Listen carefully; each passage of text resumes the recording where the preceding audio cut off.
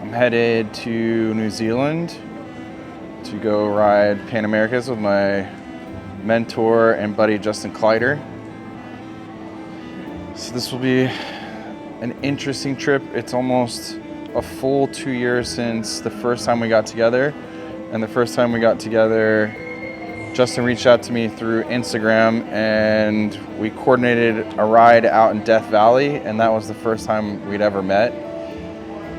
In that meeting, we talked about kind of goals, and I mean, part of the reason that he reached out to me is because he knew that I really didn't know what I was doing on one of these big bikes. And that's what our friendship foundation sort of began on. But really, actually, it was both of us really have this passion for the Harley-Davidson Pan America. And yeah, recently he was like, yeah, I really want to go to New Zealand. And so I just had this cockamamie idea that maybe we could get Pan Americas in New Zealand and ride through New Zealand together for his birthday and my birthday, his 50th, my 38th. This will be interesting because the last time I was in New Zealand, we were fugitives of the United States law, and I was on the front page of every single newspaper for 3 days.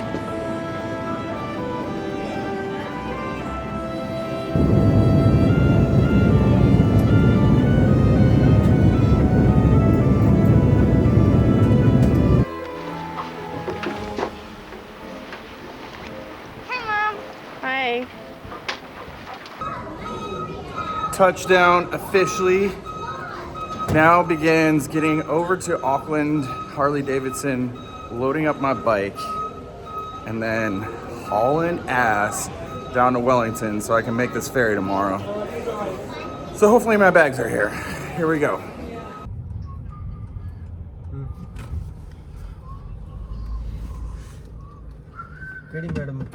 All right, here we go. Hey, look who it is. And so the adventure begins. Oh, there we go. Woo-wee. All right, it's mine. Yeah. All right, you sure? Do you trust me with it? Yeah. Alright, it's not a Warthog bike until I christen it one.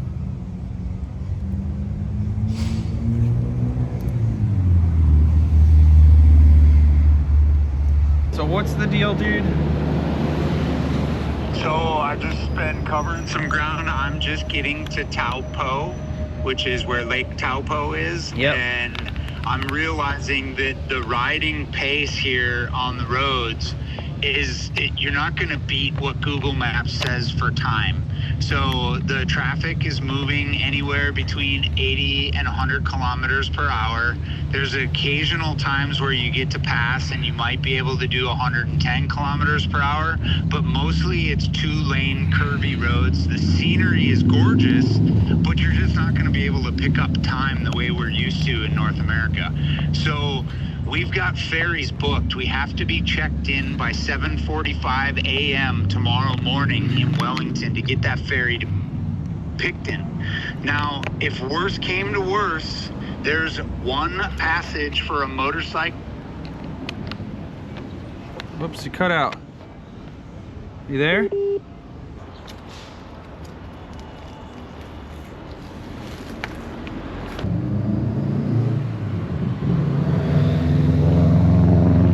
Ain't shady, baby, I'm hot, like the prodigal son.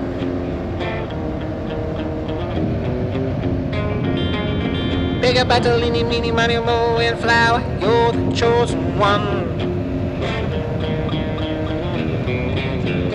Till your left hand's free, and your right hand grip, with another left hand watches right hand slip, Schwartz is gone.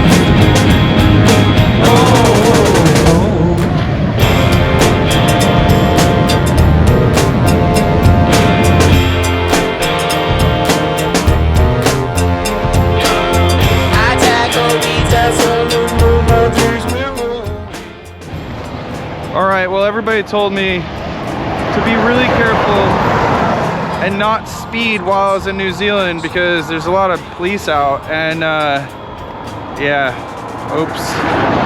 Turns out I was going 130 kilometers an hour, and this gentleman, he found me, he busted me. 130. 130.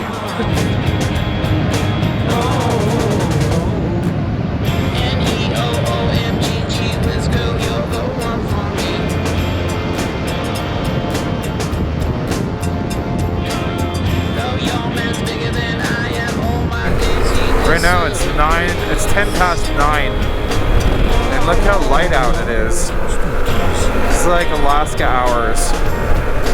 We have like Alaska sunlight. It's kind of crazy. Really trippy.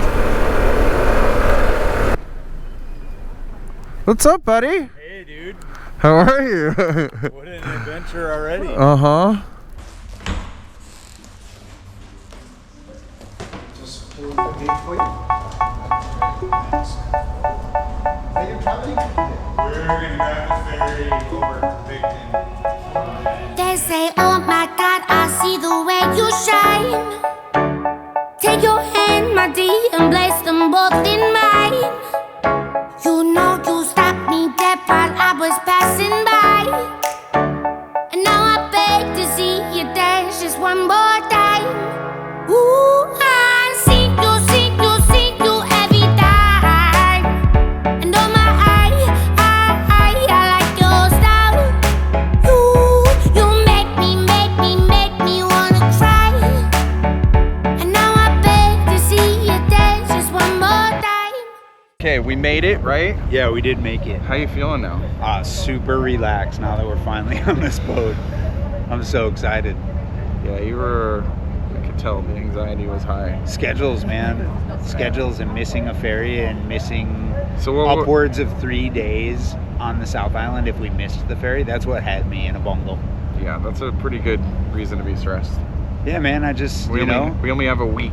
And I've spent so much time this last month studying the maps and the topography down there for where I'd really like us to be able to get to. Yeah. And watching a potential 3 days evaporate just had me shaking in my boots, man. But we're all good, and tonight we're gonna go camp. Yeah, if the weather holds out for us, we should be somewhere up on Molesworth Station out in the backcountry. Sick. There's some huts out there, but if the weather's good, I think it'd just be better to be out in the tents. And your tent like 60 feet away from mine, so you can sleep tonight? I was thinking about 160. I was snoring a lot last night. And Oh man, dude. I'll tell you what, I slept about an hour, but sorry. yeah, it doesn't matter. I feel fantastic. We're in a beautiful place, the weather's gorgeous, and we're on a boat. I'm on a boat! Say, dance for me, dance for me, dance for me, oh. I never seen anybody do the things you do before. They say, move for me, move for me, move for me, eh. And when you're done, I'll make you do it all again. I said, oh my God, I see you walking by. Take my hands, my dear, and look me in my eyes. Just like a monkey, I've been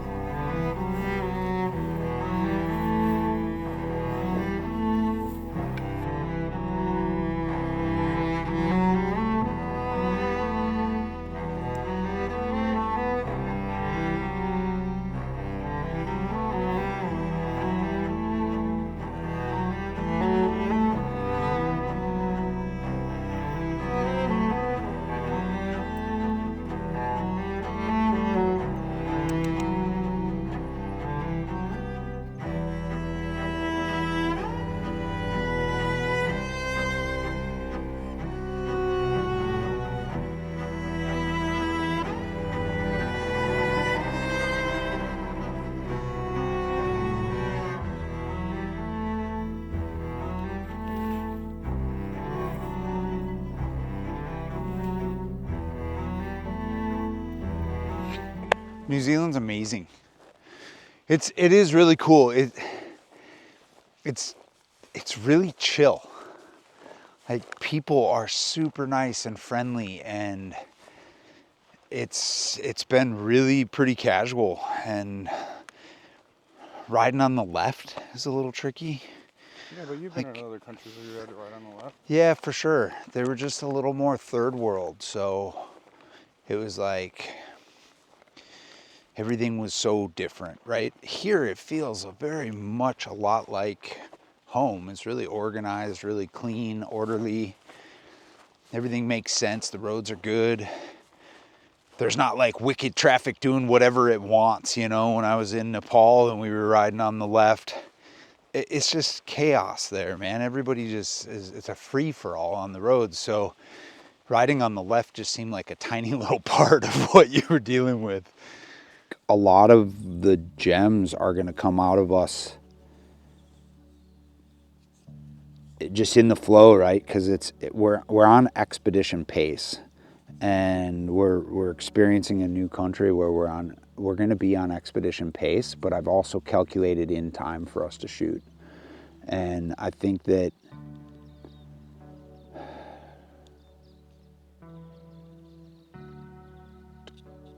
we're going to need to be constantly on.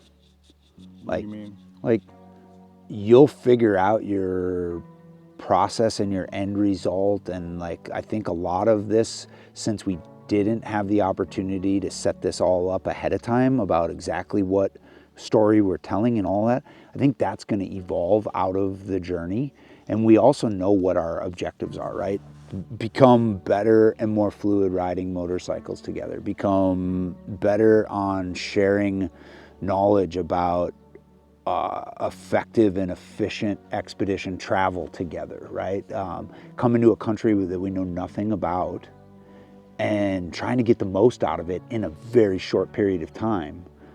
So I think those things about the story that seem kind of unclear and cloudy at the moment, I think that they're going to start to reveal themselves through our journey.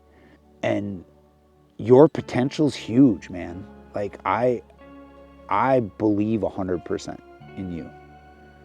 Like, that part, seeing the very beginnings of you and your experience with Pan America, it was like, man, I got to talk to this guy. I feel like I have so much to share, and I've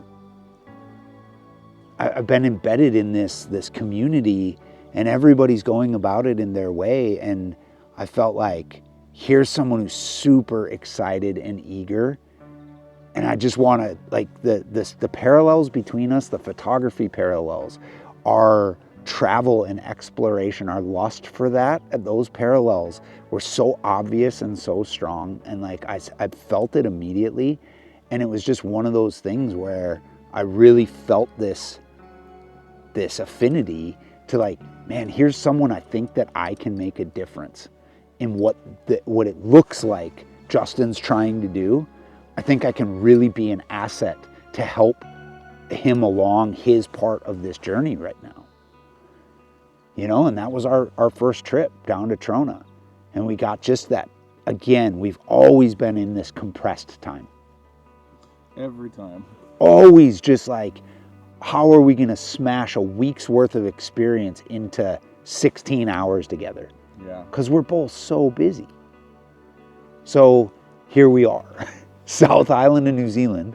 I wish we had a month together, but we've got 7 days. Yesterday was day 0. We got across the ferry. That was a journey in and of itself, but we did. You pulled it off. You pulled a huge day of riding. I pulled a huge day of riding. We got into Wellington. We worked off of almost 0 sleep. We effectively got to the ferry without me losing my cool, without you getting frustrated by me losing my cool. Like, I feel like we're pulling aces here left and right.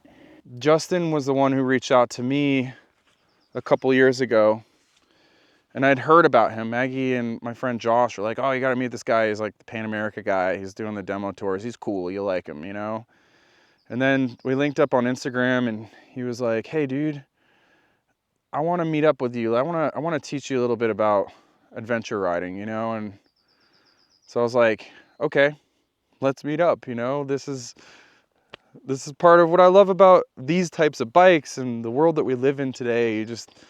It's cool that you can meet somebody through something like Instagram and then go meet up out in the real world, and it becomes like a long lost brother, or, you know, just somebody who's like, Justin's such a huge part of my life now in this direction that I've gone.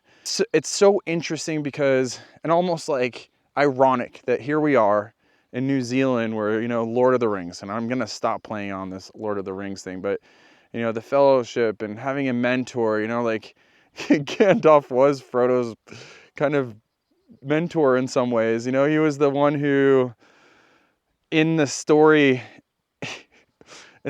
arc, the 12 parts story arc, you know, everybody starts out where they enter the new world, and then they don't, there's a point where they're debating on whether they should turn around and go back, or they keep going forward, and then they end up meeting the mentor who teaches them the skills to be able to be in this new world.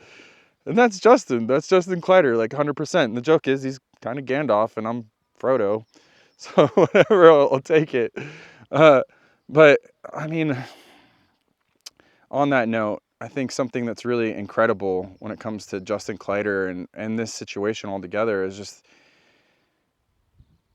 I entered the space that's ADV, and the person who somehow picked me, he chose me to sort of take under his wing, just so happens to be this guy who's been floating through this community for such a long time. And, you know, he's almost legendary. He doesn't know it and he hates being called a legend, but, you know, his reputation definitely precedes him. And he is the guy who literally has done all the things that when you learn about what ADV riding is, he's done it. He went all the way to South America. He went to Morocco. He did Mongolia a couple times, you know, and like, so if there's somebody who is a mentor, who's that person to guide me into this new world, it's Justin Kleiter.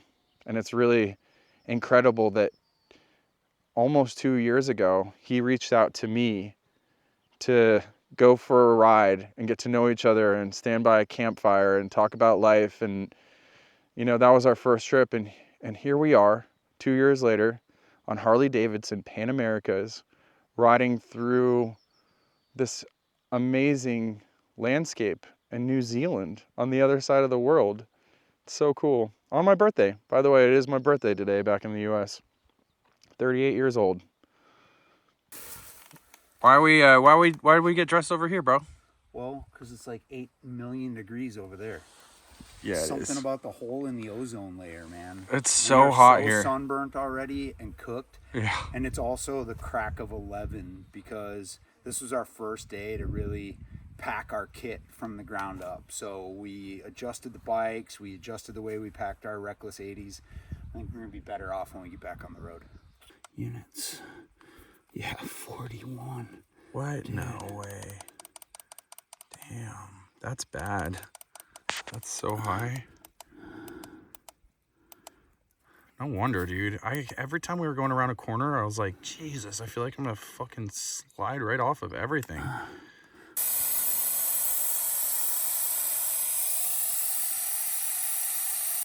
Dude, they were so pumped up, huh?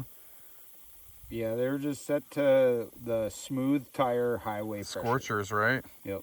3642 is what they were set to. And we just, the ground's really hard here. All right, Mr. Kleiter. What do we got going on here? Hey, good morning. So, I wish it was morning. It's like 11:25. We've got a little bit of a challenging morning getting everything situated on our bikes because this is really first day packing up from camping. So that, as everyone knows, takes a minute to get things sorted. Everything's looking really good on the bikes now. So if you look here, this is a map of the general Molesworth station area, and it gives us a really good overview of what we're heading out to do. Right here is where we are. You are here. And we're at the historic Molesworth Cobb Cottage. So you can see there's a historic cottage building here that gives us an idea of what the old school farming ranchland housing would look like, right? So just over the hill is the whole Molesworth station where the actual functioning area is. We're gonna leave here and we're gonna climb up and we're gonna go through Ward's Pass. This is an alpine pass, 1,145 meters. So multiply that by 3.3 and you're gonna get your foot height.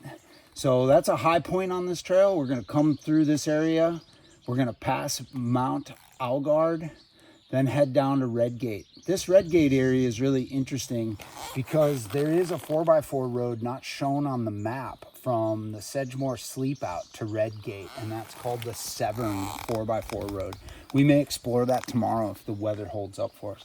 We're going to continue down this 86 kilometers between where we are and Hamner Springs, and we're going to take that. This is going to be nice, slow going, super beautiful gravel road riding. So this is a highlight of the area here, and it's an easy enough route for ADV riders to get out and get an experience of backcountry New Zealand, is what I've been told. We're about to experience it for the first time.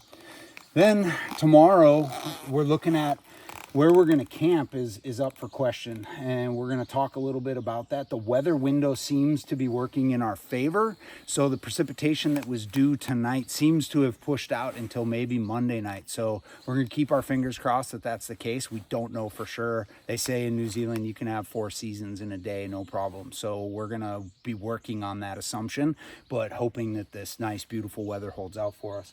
So coming down here, we're going to take Jolly's Pass, which is a 4x4 route. It's going to be a little bit harder, and that's going to get us into Hamner Springs. We're going to go down there and fuel up. That's a tourist town. There's hot springs there, but it's Saturday. It's probably going to be quite busy, so we're going to fuel up, get water and supplies, and then our intention is to head back out over Jack's Pass and then make our way up here towards Lake Tennyson. And there's camping at Lake Tennyson, and then there's also camping up here at Coldwater Creek. Sedgemoor Sleep Out is another possible camping spot. So really one of these 3 areas, if everything goes right, is going to be kind of where we're heading off to camp for tonight. So we're going to obviously just go with the flow, see what we get dealt to us on this route, and if everything works out great, we'll be at one of those 3 places tonight, and tomorrow we'll be going through Rainbow Station, which is a more complicated road. Still not hard enduro by any means, but definitely 4x4 road, not high clearance 2-wheel drive road. Can't wait to take you along. All right, I have one question. Yeah, dude. Where is the ring that will rule them all? So last I heard, they're keeping it somewhere out here on the Severn 4x4 road, somewhere near one of the deepest, gnarliest river crossings. How many dragons will we have to conquer? Dragons. 6. 6 dragons. 6 dragons. All right. Yep. The fire dragon, the sea dragon. The poop dragon. Yeah, you already slayed that fucker, huh? All right, let's hit it, dude. All right. Show me how to lie, you're getting better all the time, and turning all against one is an art that's hard to teach. Another clever word sets off an unsuspecting herd, and as you step back in the line, a mob jumps to their feet. Now dance, fucker, dance, man, he never had a chance, and no one even knew it was really only you, and now you steal away. Take him out today. Nice work you did. You're gonna go fuck it with 1,000 lies and a good disguise. Hit 'em right between the eyes. Hit 'em right between the eyes. When you walk away, nothing more to say. See the lightning in your eyes. See you running for the light.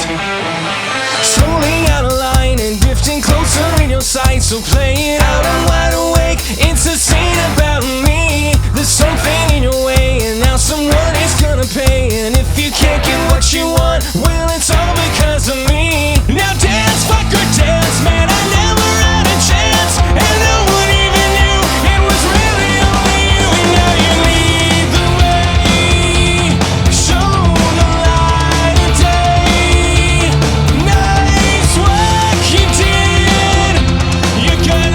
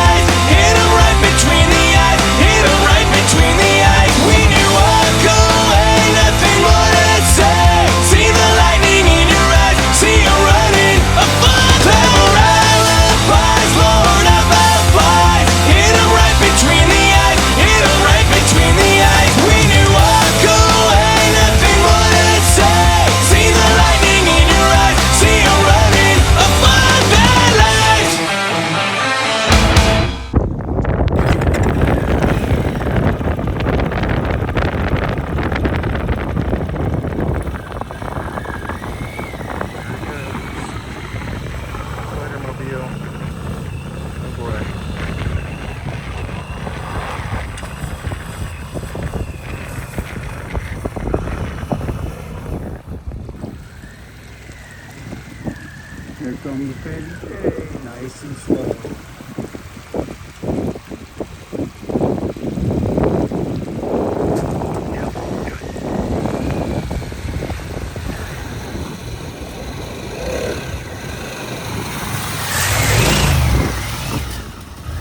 Yeah, buddy!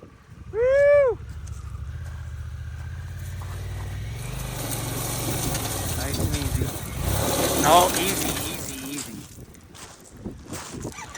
What'll happen is you'll get rocks in the chain and you could break a chain. Yeah, it's not about hot dogging. It's just nice walking it out, keeping it from trenching. A little more gas, just like that. Oh. So higher gas, but not more clutch. No, higher gas. More gas, more gas, more gas. No. Justin, listen to me. Bring the gas up before you start to put the clutch out.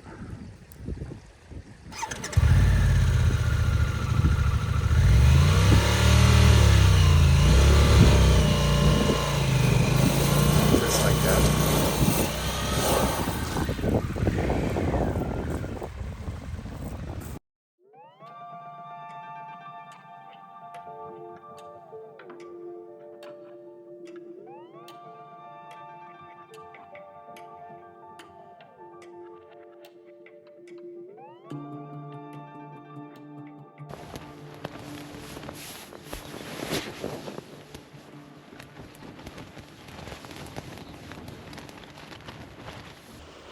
All right, I feel like a proper hobbit now, down here by this beautiful little stream. Man. So Justin and I got out to this really beautiful campsite that is right next to this huge lake, just tucked between these beautiful mountains here, and it's been a little bit windy, but really nice. It's actually just a campground, so there actually are some other people around. We're not like in the middle of nowhere. Dispersed camping is something that's a bit frowned upon, I guess, in New Zealand, so we don't get to just plop up our tents wherever we want, but that's all right. Probably better for the environment and whatnot. Let's see. I think this camp spot, something that became very clear is sometimes personalities clash. You know, this type of activity with people either brings you together or pushes you apart. And Justin and I have a lot of similarities. A lot of the times I either feel like he's kind of the older version of me or maybe my older brother. So we kind of had a little bit of a, I wouldn't say disagreement, but things got tense because leading into this trip, he's put a lot of thought into what we do, where we go, and one of the things that he's trying to do is kind of like the holy trinity of ADV in the South Island, which is this, it's Molesworth, which we've done. Today we're going to go to Rainbow Station, and then there's this Nevis, which is down south. And the challenge is that there isn't really a direct line to any of these things, and he's never been to New Zealand, so it's hard to figure out the best route to get there. And I think he really wanted me to study the map with him, and maybe rightfully so. I think it's good to know what you're getting yourself into, and he wants some help trying to figure out what we do. And there is the stress of filming on top of everything else, you know. And anyway, we work things out. I think, again, it's like we're a lot alike, so we understand each other and we're able to sort of work through some of these problems. But not everything is always rainbows and sunshine, you know? Like, a lot of the times you gotta figure people out and work together and compromise. And so I think we got there. I think we're in a good spot now. There was a little bit of like, are we gonna go our own ways tomorrow, you know? Which is today. And no, we're not going our own ways. We're good.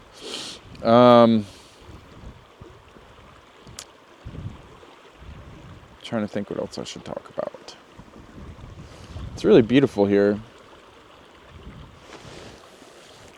What I really love about this type of riding is just every day is a new place, and the landscape changes so drastically, so quickly. And then you come out to some beautiful spot like this, and you're right next to a stream, and you know, it's like, I've noticed that even in the States, when we camp by a road, I have such a hard time sleeping because I can hear the cars. But when you're next to a stream like this, it's calming, it's relaxing. Even the wind, I mean, the wind was blowing pretty hard in my tent, and there's something just really soothing and calming about it. I think that when you do these types of expeditions, it takes a little bit of time to really like acclimate. You know, like I'm still struggling a little bit to sleep, and you know, it's my body's sort of getting used to this weird schedule. And the other thing is, it's long days that you're outside and you're riding for hours and hours, and then finally you kind of stop and you're, man, my back, everything is so sore. But yeah, I think after a few days you really start to acclimate, and by the time I acclimate, I'll be heading back to the States. So, but on to the next adventure and expedition. So that's it for now.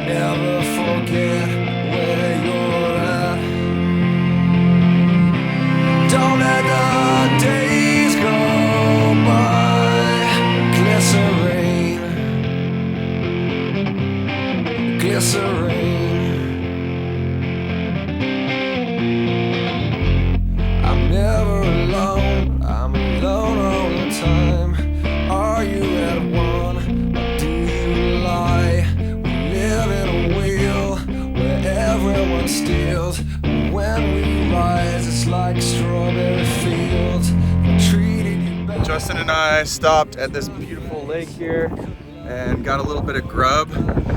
My valuable lesson that I learned at this lunch spot is we have to act like we might get stuck somewhere for a day or two. So that means that moving forward, now I know I definitely need to pack extra food because I'm a fatty and I like to eat a lot. But it's all part of the adventure, and this is kind of my first adventure where I'm having to learn the ways of being so disconnected from everything and not jumping into one city after the next, but being self-sufficient off the grid for multiple days at a time. Don't let the days go by. Don't let the days go by.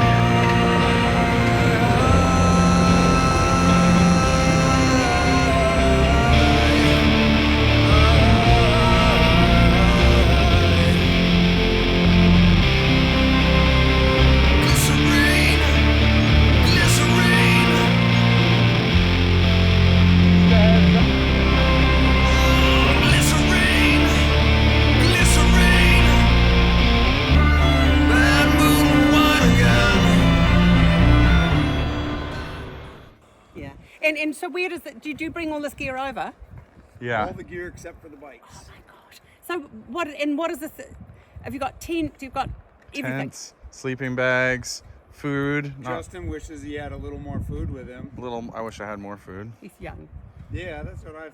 He's got little Young and tall. extra- He'll be eat everything. So Miss it's a high couple energy meals stuff. and be fine. Too. Yeah, you're one to talk, buddy. I got the chub, but I need all the brain power. So where are you heading off to tonight? All right, dude. We got 2 of the 3 out of the Trinity, right? 2 of 3 out of the ADV Trinity. Yep, we just finished Molesworth Station and Rainbow Station. 2 really awesome roads, and we had brilliant weather for 85% of it. So just got into a little bit of wet now, and it's actually pretty welcome, wouldn't you say? Yep. Happen is that there's a really good chance that we blow through everything that I have planned for tomorrow, that we get and I won't want to stop if we can keep making distance, right? And so we'll be able, she said she can maybe meet us in Springs Junction, and we'll be able to stay in touch with her in Murchison and tell her how we're doing. She lives down Christchurch. She's in It's just south down here. I looked at it. Ashburn. Yeah, right down there, Ashburn. Yeah. So, I mean, for her, Springs Junction is a long ways. So, I mean, we could hit her when we get down closer the next day or whatever, too. You know? So, but where we are now, we're up here. So we came out. It's not on the map. Rainbow's not on the map. Here's Matakitaki, Murchison. So Lake Rotorua has got to be on here somewhere. Where's St. Arnid?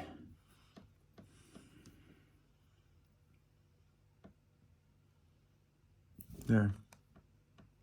St. Arnid.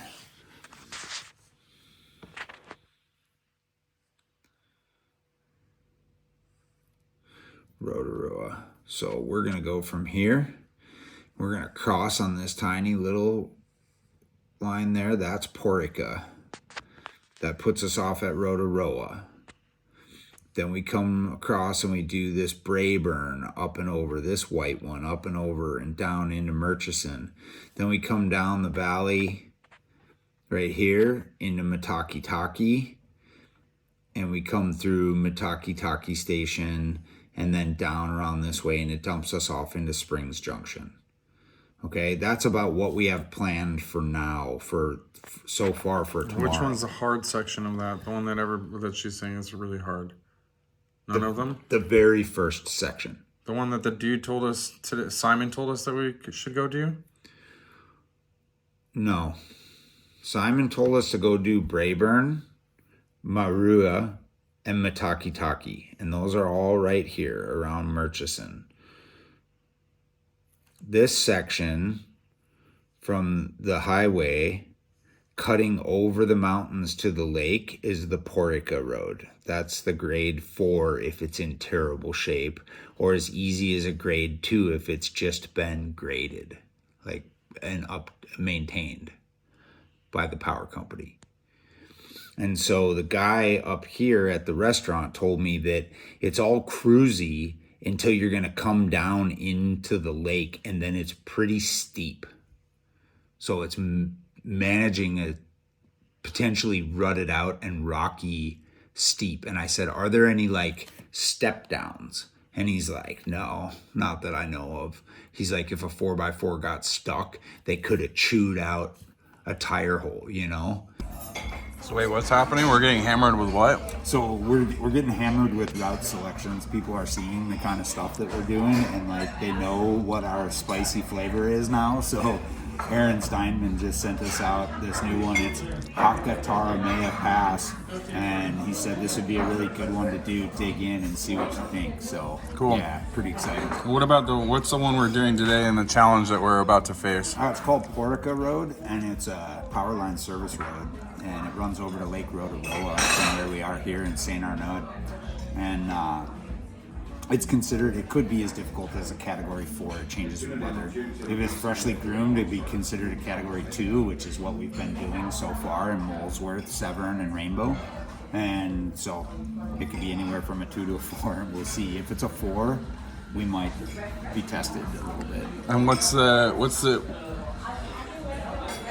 how do I say this? Everybody doubts that we can do this on a big bike, right? No, I don't think they doubt it so much as that they don't have the experience so much, because the spaces are small here. It's really easy to do everything on 350s and 650s as the biggest bike, because those dual sports are good enough when you're only sitting on the pavement for a couple hours at a time. But where we're used to riding, where it's not uncommon for us to sit on the pavement for 8 hours to get to Death Valley or something, you need a bigger bike for the comfort, right? And the speed. But then we're also used to riding pretty challenging off-road stuff on these big bikes, and they just have never done it, or when they look at our bikes, they're like, I would not take that over Porker Road, you know? Yeah, right. So we really just got to go get a feel for it. And if it's too hairball, we're just going to have to. And what did Kate say about us doing Porker Road today? What did she want? Why does she want us to do it? Oh, she just wants to be able to tell other ADV people that it's possible on Pan Americas. So I think that's the truth for a lot of people. You know, they see that Pan America, and to them it looks big, but it's competitive with like a GS, and it's definitely more suited than a Super Tenere. You know, maybe it's not quite as off-road worthy as a 1290 Adventure, but at the end of the day, man, the thing's super capable. We know where we've pushed it through. But yeah, I think it is exciting for them to say that, you know, a couple Pan Americas got through there, but I'm certainly not counting my chips until we're down at the lake. Until we actually make it. Dude, seriously. All right, well, eat up, bro. You're going to need that protein.